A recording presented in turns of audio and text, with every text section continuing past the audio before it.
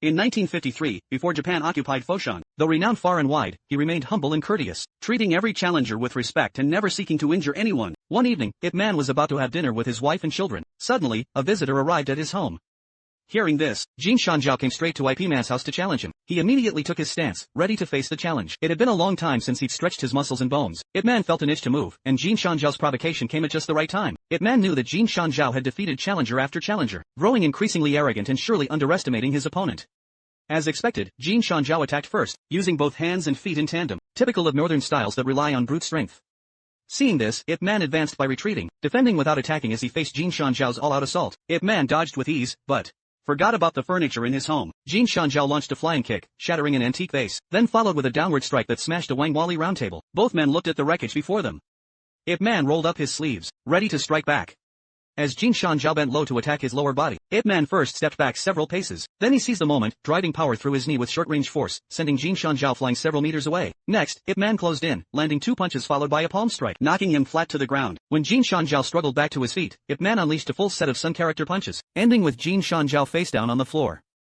Seeing Jin Shanjiao lose all restraint and grab a weapon, Ip Man sensed his murderous intent, yet remained calm. He casually picked up a feather duster and used it as his weapon. With a flick here and a flick there, Ip Man was like a parent disciplining a misbehaving child, swatting Jin Shanjiao on the backside. In the end, a single chokehold brought the match to a close. Jin Shanjiao, humiliated in every possible way, fled in disgrace with his disciples. At this moment, Officer Li arrived with the master from the Gu martial arts school. Everyone there, including Li Zhao, became a devoted admirer of Ip Man, but the good times did not last.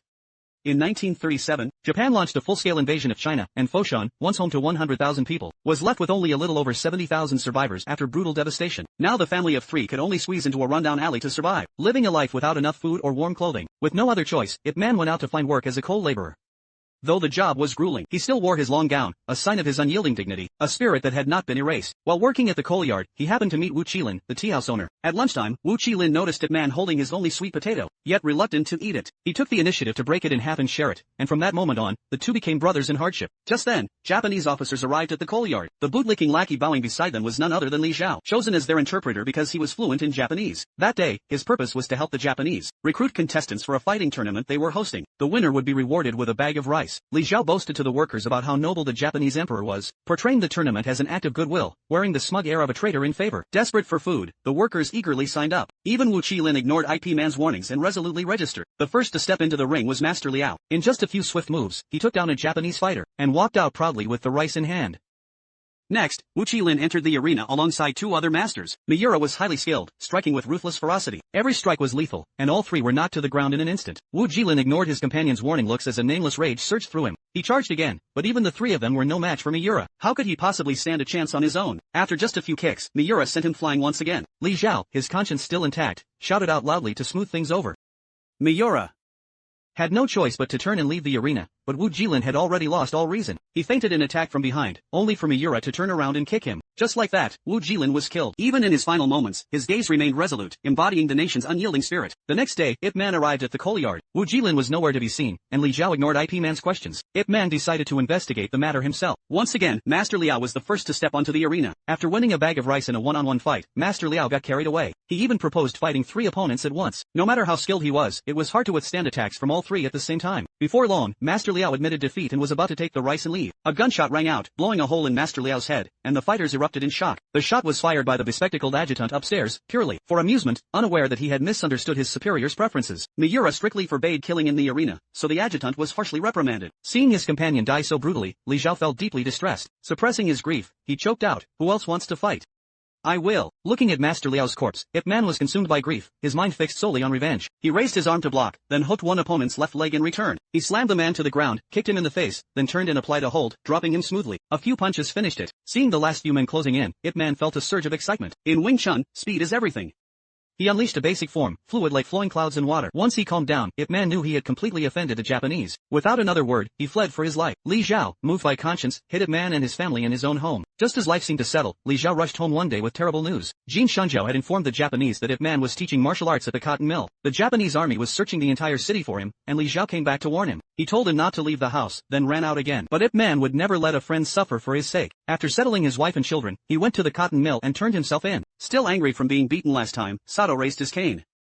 Sato was a true martial arts fanatic, and seeing Ip Man's skill, he valued it greatly and wanted to give him a chance. Miura decided to set up a public arena and fight Ip Man openly. He wanted to prove his point through victory.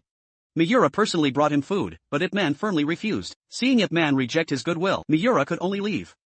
No sooner had he gone, than Sato arrived, pointing his cane at Ip Man.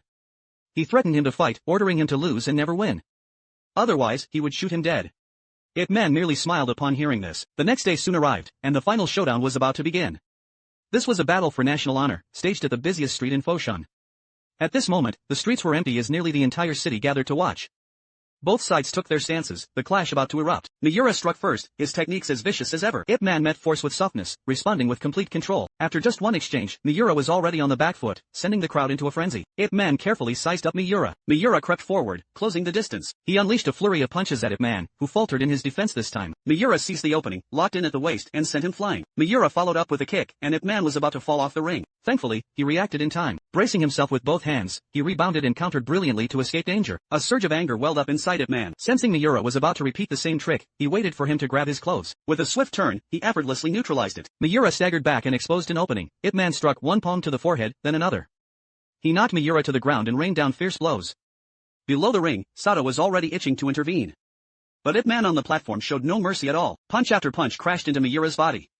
This time, he fought with all his strength, beating Miura until his face was covered in blood. Ip Man treated Miura like a wooden dummy, as if he were practicing his daily training. Pouring out his national hatred and personal rage, he delivered a final crushing chokehold. Miura slowly collapsed.